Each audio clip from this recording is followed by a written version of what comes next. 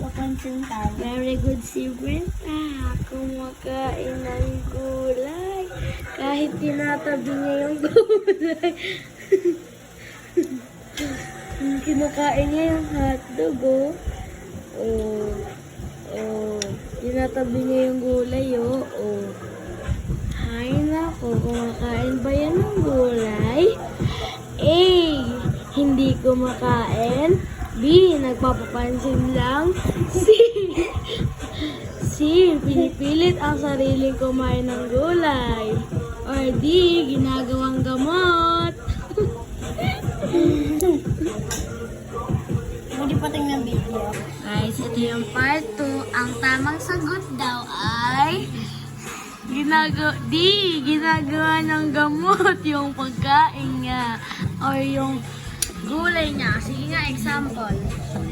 Example!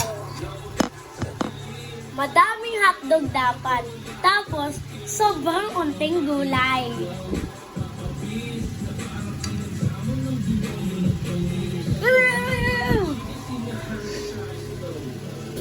Guys, siya lang ba yung weird?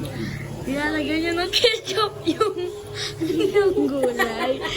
Pinalagyan niya ng ketchup yung gulay, guys. Oh. Ito pa, may ketchup pa. Ketchup. Ketchup. Ketchup sa gulay, ketchup.